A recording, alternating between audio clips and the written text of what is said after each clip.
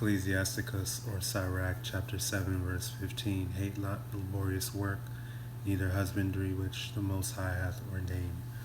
HALALYAM YAHAWAH BAHASHAM YAHAWASHI and BAHASHAM QADASH. LaHashalach Wazakwan shall great millstone that rule and teach well. Shalom Barak Yamal Habachayar. I don't want to know we're part of that number. It's your brother and fellow servant Ariel from the GMS Orlando camp. And the Lord's will is to be edifying, just going into being diligent in our labors.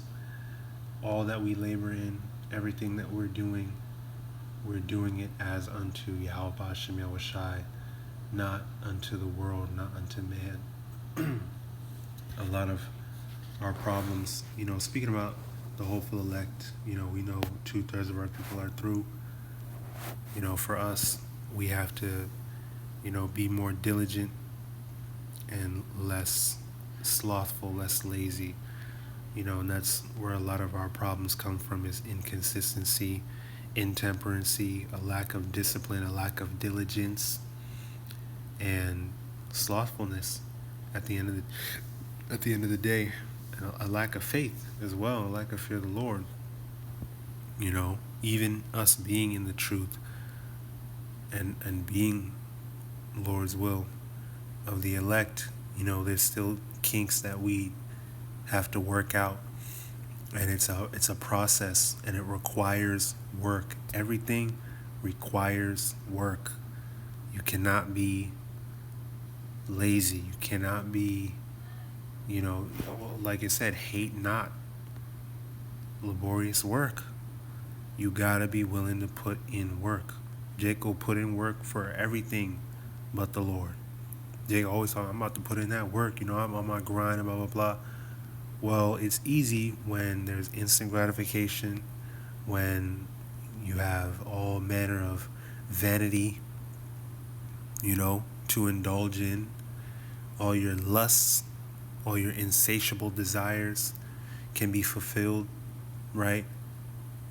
All the goodies of this world, the pleasures of sin is right there at your fingertips. That's real easy. But what about when you got to put in work to take care of your health? You got to exercise with no drugs, no steroids, no performance enhancement drugs, no all that extra shit that people be doing, the external validation because you want to wear some tight shit and go to a gym and show your body off, right? No, how about exercising at home, stretching, taking care of your body, right? Not eating all this fast food and eating all this junk and BS, but eating up them bitter herbs.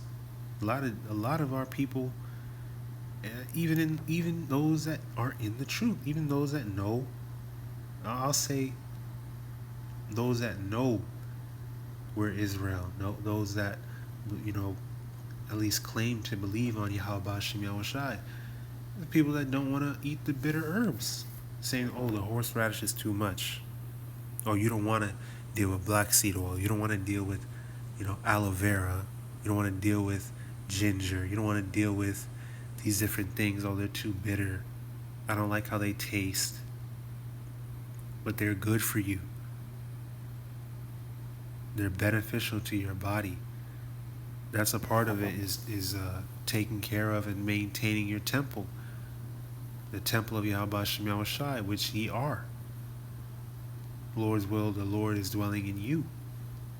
But if not, and your temple is a rundown, it's like a 7-Eleven bathroom, like that example that the brother gave, okay? Cobwebs and roaches everywhere. Spiritually speaking, the Lord not dwelling in you. All right? You're filthy. You're compromised. That's another thing too. Salakia. That's another thing too, is the Lord requires you to maintain your integrity. All right, to not compromise your morals, your standards. In this world, You don't have to hold yourself to a high standard. You don't have to be masculine. You don't have to be, if you're a woman, if you're a sister, a real feminine woman, a God-fearing woman that's submissive. You can just be a whore. Everybody will give you all types of attention and money, right? If you're a man, you can just be a gay. You can just be some money-hungry, exploitative, scamming-ass nigga, and the world will love you for that, right? No, the Lord requires you to be like, okay, the Lord, it's nothing wrong with, having things, having possessions. But the Lord requires you to work for them, to labor, honest labor, not labor that compromises your integrity or, removes honesty and discipline and righteousness. Okay? Let me read this. Proverbs 13:11. Wealth gotten by vanity shall be diminished, but he that gathereth by labor shall increase. Right. Gathering by labor, by putting in real righteous work, not as unto men, but what? Colossians. Well, I'll read this first. Ecclesiastes 9:10. Whatsoever thy hand findeth to do, do it with thy might, for there is no work, nor device, nor knowledge, nor wisdom in the grave whither thou goest. Right? And that's general wisdom, but the point is that whatever you are doing, you do it to a high standard. You do it with all your might. Alright? You don't half-ass anything. YAHAWASHI didn't half-ass anything. Why would you? How dare you, in fact? You know what I'm saying? If YAHAWASHI put in all his might for us, why shouldn't we do it for him? Colossians 3:23, and whatsoever ye do, do it heartily as to the Lord and not unto men. Because we're not doing it for validation from this world. Knowing, verse 24, knowing that of the Lord ye shall receive the reward of the inheritance, for ye serve the Lord MASHAYACH. But he that doeth wrong shall receive for the wrong which he hath done, and there is no respect of persons. Right. We will be rewarded. We do get rewarded for our labors. Right? But the Lord don't work with that instant gratification shit, because where's the discipline in that? Where's the character development in that? Let me read this in Hebrews.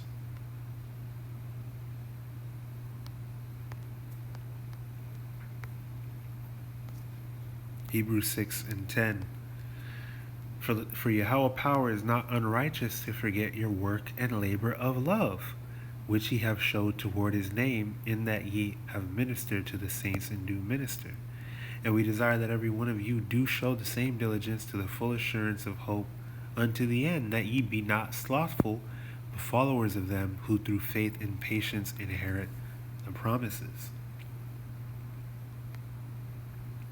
And then you look up the word labor, and all manner of scriptures pop up. I want to read a few.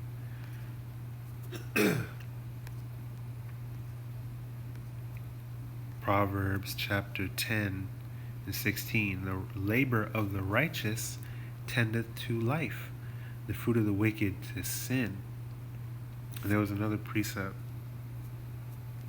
Let me see if I can grab it real quick. Dealing with life, right? Because that's what we tend unto. We don't tend unto death. Alright, we tend unto life. We don't live a death style, we live a lifestyle. This world is all about death. All about vanity and These people are zombies. All right, but we have life in YAHAWASHI.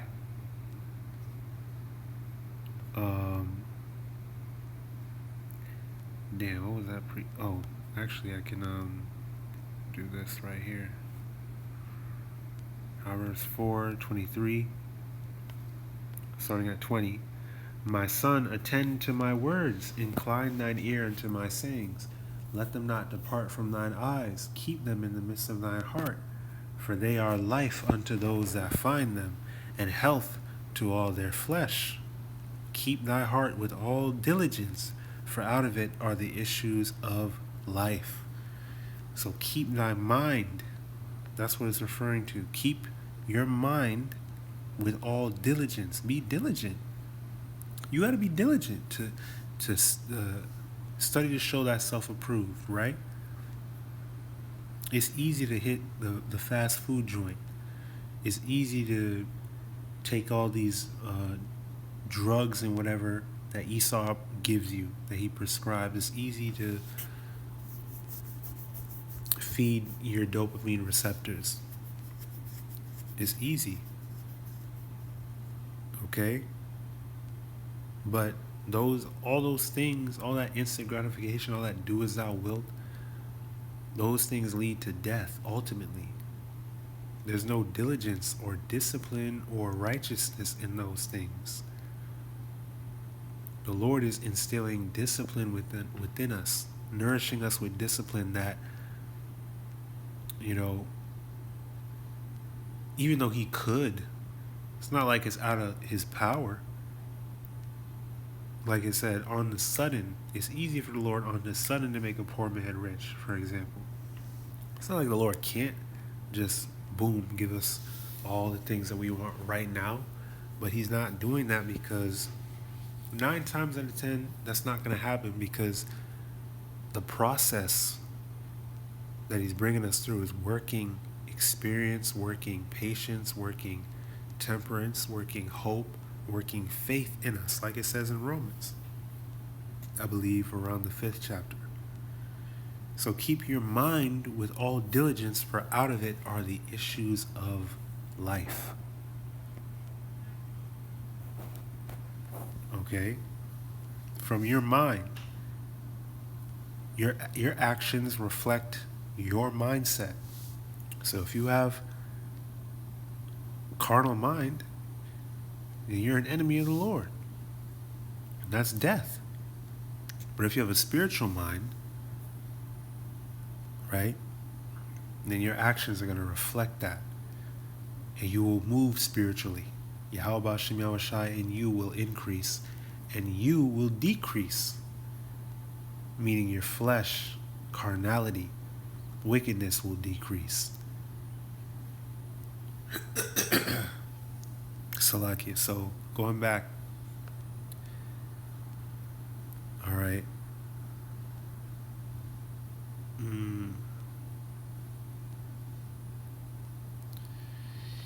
Proverbs 21:25. The desire of the slothful killeth him, for his hands refuse to labor. Yeah. I'm gonna grab let's scroll down to the Apocrypha. There's one in Wisdom of Solomon. Chapter 3, verse 11. For whoso despiseth wisdom and nurture, he is miserable. Hey, and that's crucial too. Whoso despiseth wisdom and nurture, he is miserable, and their hope is vain. Their labor is unfruitful, and their works unprofitable. The scriptures say the Lord hath created medicines out of the earth, and he that is wise shall not abhor them. Right? If you one of them guys, it's like, these herbs and all these things, it's too much work, it's so bitter, I don't like the taste. You abhor the medicines that the Lord hath made. You abhor the ways of YAHAWASHI YAHAWASHI, the things that he has ordained. You'd rather do it the Edomite way, the heathen way, the worldly way, than do it the Lord's way. That you not standing stiffly. And guess what? The Lord gonna kill you. He gonna put you to death because you're wicked. You abhor His ordinances, you abhor him. He that is wise will not abhor them. This is Wisdom of Solomon 3:15. For glorious is the fruit of good labors, and the root of wisdom shall never fall away. Right? Wisdom of Solomon 8:7. And if a man love righteousness, his labors are virtues, for she teacheth temperance and prudence, justice and fortitude, which are such things as men can have nothing more profitable in their life. The Lord is building within us intangible character traits that make you high value. You're an irreplaceable asset to YAHAWAH, BAHASHAM, YAHAWASHI through the Spirit. You know, the Lord's will, he's supping with us. He will elevate you to that level. He exalts us in due time. But you gotta labor. You gotta be willing to put in that work as hard as it gets, as hard as it is, to the point where the way you labor is virtuous. These are the traits that you exhibit as you are laboring, and that's in everything. So I'll close it out right there. I pray this is edifying, exhorting, and uplifting through the spirit and power of YAHAWAH, BAHASHAM, YAHAWASHI. The YAHAWAH, BAHASHAM, YAHAWASHI, YAHAWAH, QADASH was sort upon me to bring out this lesson and push forth this word. HALALYAM was a QADASH shall great millstone, the rule when they teach well. Shalom, RAWCHAA. I don't want to we're part of that number. And blessings, honor, glory, and power be unto YAHAWAH, YAHAWASHI, Thumb Yad, Wa, LAHAWAH, always and forever. Shalom.